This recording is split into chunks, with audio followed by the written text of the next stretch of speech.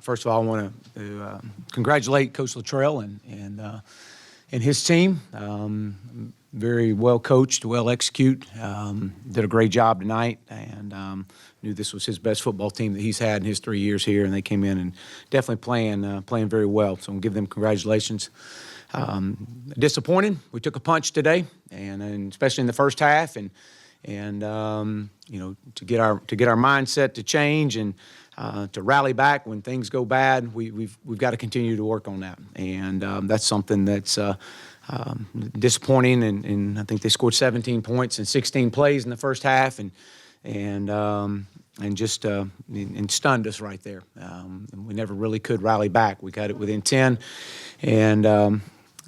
but disappointed. There's a locker room full of young men that are disappointed and coaches that are disappointed. As I said before, and I'll say again, they do care. They continue to fight, and they will fight. And we got to go back and look in the mirror. And it starts with us, and it starts with me, and it starts with every coach and every player. And we'll start right off with looking back in the mirror. So with that, I'll open up for questions. Raise your hand. We'll get a mic to you. Hey, Chad, can you discuss the quarterback situation, Ty Storey not playing, and just what you saw from all the guys today? Yeah, through practice. You know, we went through practice this week and was going to try to stay with one guy. That was the message that I was trying to get. You know, I was trying to get to the point of staying with one guy as long as we could, and with hopes to give the entire game to Cole. Cole had the better week of practice, and so we made the decision to go with Cole. Made the decision to stay with Cole in the second half because I wanted to get into the see if he could not rally us back. We got in there at halftime, had some good adjustments, and talked and let him know that, hey, look, we're going right back with you. And the game situation and circumstances with the interception and them going down and scoring, you know, I didn't want to put. I wanted to go with Connor Noland. I did not want to put Ty in that situation with being down that far, that was my decision to go with Connor. Chad, so Ty was healthy. It wasn't any kind of injury thing. That's correct. And just I guess some personnel things. We didn't see Chevin. What was the deal with him? And I saw Devois, and it looked like Gary Cross got hurt again. And how'd you think that the true freshman played? Obviously, you know, tough situation to be thrown into. Well, I think it was a tough situation for everybody out there with it. And I know we played a lot of freshmen out there today as well. Chevin Callaway was not here with us for personal reasons. Devois got the breath knocked out of him over on the sidelines, and Gary Cross, I believe it was Gary that was with the ankle. So Chevin, it's not a suspension. No.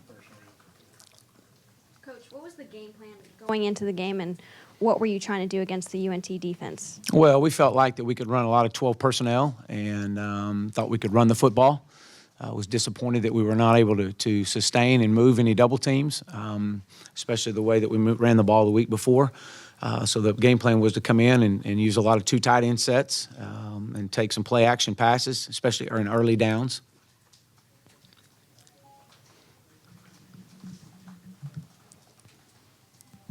Coach, what happened? What did you tell your punt coverage team on their what looked like was going to be a fair catch, and then it wasn't a fair catch, and they returned it for a touchdown? Well, you got to play all the way through. You got to play through the whistle. That was my message. You got to play through the whistle. And, you know, so many guys are getting down the field, and you got to have your eyes up. You got to look for the fair catch call.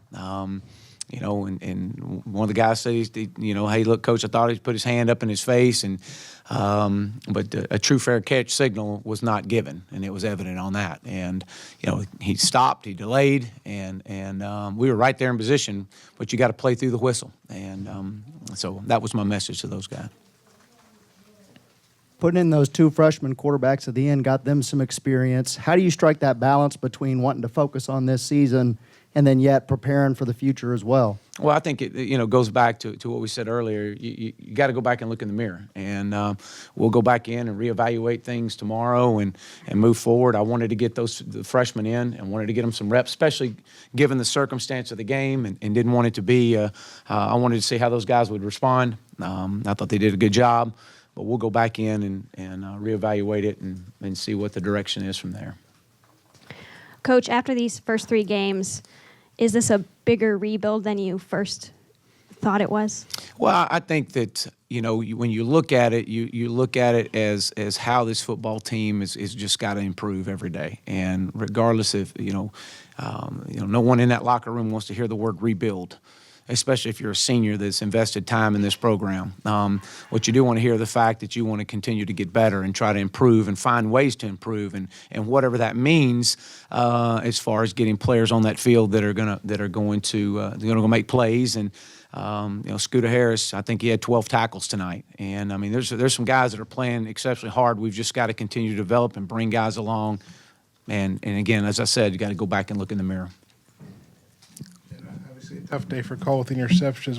How'd you think he played? What happened? What'd you see on his interceptions? And just how'd you think the freshman QBs played? Well, I thought that both of those guys, given the circumstances that they were in, the pressure that they both had on them, giving up sacks with those two guys right there, the young guys in there. I mean, that's tough to put a freshman in that situation. I thought that they responded as I knew they would. We get a great run by John Stephen, and we get a holding call. We get another, same thing with Connor. It's always, once you get something 2 steps forward, you just take a step back. I thought Cole was obviously we turned the football over entirely too much. I think that's the message that, it's our job to protect football. We talk about it all the time. And we turned the football over entirely too much. I thought there were some throws that we made that were good, and I thought we had some things that we could have done better. Yeah, Chad, it looked like there was a little maybe miscommunication between Cole and the receivers on a number of plays. What did you see, and particularly on the pick plays, what Cole was looking at, what he told you, what he was seeing? Well, I think there was several miscommunications out there with it, and there was again, as I said earlier, we've got to go back and look in the mirror, and we got to go back and be able to run our base offense effectively. Speak on Mike Woods. He had a pretty good game. Can you just speak on his play and what you thought about him? Mike, just being a freshman that's been here since January, and a very talented young man that's going to provide. He's going to have a great career. He's just a young kid that's learning, and we got to all be on the same page, and it's going to take more than just one wide receiver. It's going to take all these guys to keep pushing and getting better. Coach, offensive line, I know you got Colton in. Just what do you see up front? And it looked like they put 9 in the box to start the game and forced you out of what you wanted to do. Yeah, I think that was their intent, was they were going to see if we can throw the football, and then they were going to come up and press our receivers and see if we could get by them. And so, I thought it was great to get Colton back, as I shared earlier, to be able to have getting some depth back in the offensive line. But again, we got to continue to get that group better, as every group needs to get better. Hey, Chad, I know it's just 3 games in, but you're 1-2 going into a really tough SEC stretch. How tough a situation do you think you guys are in looking at the rest of the season? And who starts? Do you have any idea who starts a quarterback? And are you worried about Cole? I mean, you probably didn't hear, but he was getting booed pretty bad. Just how do you think Cole will handle that? And who might start next week? Well, I think when you look at Cole, I mean, as I shared with all of them, but Cole in particular, I mean, the guy's a competitor. He wants to do right and wants to do good, and he was right there encouraging those guys all along, and even when he came out. So. Moving into conference play next week, your record's 0-0, but it's all about us. And without looking at the next opponent, we got to look at the Arkansas Razorbacks and focus on us and go back and look, like I said, look in the mirror. Do you have an idea who you might start? I don't. Not. Consider starting a freshman? I would, but I do not know who I'm going to start. Coach, where's Dre, and how close was he to getting on the field this week? Well, we thought we were going to get him back Wednesday, and it just wasn't. We just didn't feel like it was worth it coming back and not being fully healthy. So we anticipate him being back this week. Were you surprised by the lack of production from Cornelius and Nance on the outside? Well, I don't think it's so much. I think there were several times we had them open where there were several calls that we had that the ball didn't get to them. We've got to get the ball out. We've got to get the ball, in space and guys making plays. I think Jared made a couple plays today, but we've got to do a good job of moving the ball around and spreading it around. I know you guys as a coaching staff talked up Malik Williams a lot in the spring and summer. So do you think he's going to get some more carries going forward after a pretty good fourth quarter there?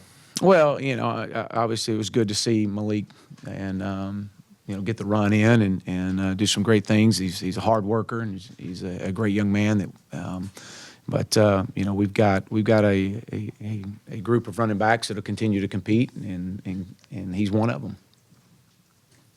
I'm wondering, just your message to the team tonight. What'd you say? Yeah, that's a great question. My message is that I love those guys, and there's nobody in that locker room that hurts anymore for those young men than me and these coaches and the hard work that these guys have put in, and that the love and the care that we have for them in going away. We're gonna go back and look in the mirror, and we're gonna get better, and it's gonna be everybody in that room that's gonna get better, and it's not a care problem, because they're gonna care and we're care, and we're gonna get this, we're gonna get these guys that worked extremely hard to get to where they are, and especially our seniors. And this isn't my message is that, hey, look, it's going to start right here with me and all of us, and to go back and self-reflect and go back to basics. Any more questions, Coach Morris? Oh, yeah, Mike Woods had to come out of the game. What's his status? It was an ankle, but the way I understand before I walked in was that he was going to be okay. But we'll reevaluate that. Did you say what Gary's deal was? Gary Cross, you saw him? I thought it was an ankle as well. Yeah.